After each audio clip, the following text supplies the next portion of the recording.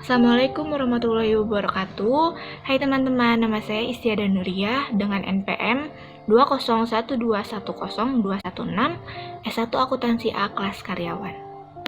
Assalamualaikum warahmatullahi wabarakatuh. Saya Amanda Diva Adisti dari S1 Akuntansi A kelas karyawan dengan NPM 201210093. Pada kesempatan kali ini, saya beserta rekan saya akan membahas mengenai materi keseimbangan pasar uang dan pasar barang.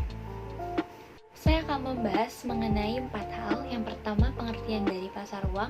Yang kedua, teori permintaan uang. Yang ketiga, teori penawaran uang. Dan yang terakhir, yang keempat, yaitu faktor-faktor yang mempengaruhi keseimbangan pasar uang. Baik, mari kita mulai ke materinya. Materi yang pertama ini mengenai pengertian dari pasar uang. Pasar uang adalah keseluruhan permintaan dan penawaran dana-dana atau surat-surat berharga yang memiliki jangka waktu 1 tahun atau kurang dari 1 tahun yang dapat disalurkan melalui lembaga-lembaga perbankan. Nah, biasanya pasar uang juga disebut sebagai pasar kredit jangka pendek. Keseimbangan dari pasar uang dapat dilihat dari jumlah penawaran sama dengan jumlah permintaan uang.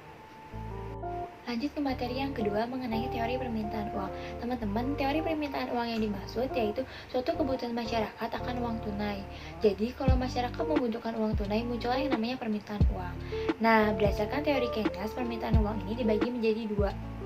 Yang pertama yaitu teori preference Keynes, di mana menurut Keynes ada 3 motif seseorang memegang uang. Yang pertama itu motif transaksi. Masyarakat memegang uang dengan tujuan untuk mempermudah transaksinya sehari-hari. Yang kedua yaitu motif berjaga-jaga. Teman-teman, berjaga-jaga di sini yang dimaksud adalah mempersiapkan hal-hal yang belum terjadi. Yang terakhir yaitu yang ketiga, motif spekulasi. Nah, misalnya saya membeli emas saat harganya turun dan saya menjualnya saat harganya naik. Nah, disinilah yang disebut dengan spekulasi. Ada selisih antara harga jual dan harga beli sehingga memperoleh keuntungan. Teori yang kedua yaitu teori kuantitas atau yang biasa disebut teori klasik. Teori ini membahas mengenai hubungan antara permintaan dan penawaran, di mana terjadinya hubungan langsung antara jumlah uang yang beredar dengan harga barang. Materi yang ketiga mengenai penawaran uang. Teman-teman, uang yang beredar di masyarakat ini dibagi menjadi 2. Yang pertama, teori penawaran uang tanpa bank. Teori ini merupakan gambaran dari sistem standar emas, di mana ketika emas masih menjadi satu-satunya alat ukur pembayaran, jumlah uang yang beredar atau uang yang ditawarkan di masyarakat naik ataupun turun sesuai dengan kesediaan emas di masyarakat. Yang kedua yaitu teori penawaran uang modern. Dalam sistem standar kertas, terciptanya uang yang beredar dengan adanya otoritas moneter, yaitu bank sentral yang memperoleh uang primer lembaga keuangan.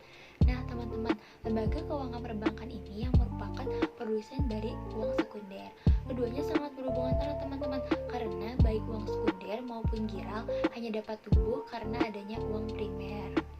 Materi terakhir yang akan saya bahas yaitu mengenai faktor-faktor yang mempengaruhi keseimbangan pasar uang. Antara lain, yang pertama ada jumlah uang yang beredar, yang kedua jumlah uang yang diminta untuk spekulasi otonom, yang ketiga adalah kepekaan permintaan untuk transaksi berjaga-jaga, dan yang terakhir yang keempat adalah kepekaan permintaan untuk spekulasi terhadap suku bunga. Saya di sini akan menjelaskan 4 hal. 1. Pengertian keseimbangan pasar barang. 2. Teori permintaan dan penawaran pasar barang. 3. Faktor-faktor yang mempengaruhi keseimbangan pasar barang. 4. Kurva IS dan LM. Oke, yang pertama saya akan menjelaskan tentang pengertian keseimbangan pasar barang. Pasar barang sendiri adalah pasar yang mempertemukan penawaran dan permintaan pada barang dan jasa. Pasar barang sendiri dikatakan dalam keadaan keseimbangan apabila penawaran pada pasar barang sama dengan permintaan pada pasar barang, atau dengan kata lain, pendapatan sama dengan pengeluaran. Yang kedua adalah teori permintaan dan penawaran pasar barang. Teori permintaan dan penawaran pasar barang itu sendiri adalah teori yang menjelaskan interaksi atau transaksi antara penjual yang menjual sebuah barang dan pembeli yang menginginkan barang tersebut. Teori ini dibuat untuk mendefinisikan pengaruh keinginan atas suatu produk atau barang tertentu terhadap harga jual produk tersebut. Yang ketiga adalah faktor-faktor yang mempengaruhi keseimbangan pasar barang. 1. Permintaan terhadap barang atau jasa bertambah, sedangkan jumlah barang atau jasa terbatas. kedua, tinggi rendahnya biaya produksi. Yang ketiga, pandangan masa depan dari produsen atau konsumen itu sendiri. Yang keempat, penawaran terhadap barang atau jasa bertambah, sedangkan daya beli konsumen tetap. Yang keempat itu kurva IS dan LM. Kurva IS adalah kurva imajiner yang menunjukkan skedul hubungan dari pendapatan dengan variabel Y dan suku bunga dengan variabel I yang terjadi pada saat keseimbangan di pasar barang. Kurva LM adalah kurva imajiner yang menunjukkan skedul hubungan dari pendapatan dengan variabel Y, atau lebih tepatnya tingkat output keseimbangan, dan suku bunga dengan variabel I yang terjadi pada saat keseimbangan di pasar uang. Demikian penjelasan saya dan teman saya Diva terhadap keseimbangan pasar barang dan pasar uang. Kurang lebihnya mohon dimaafkan.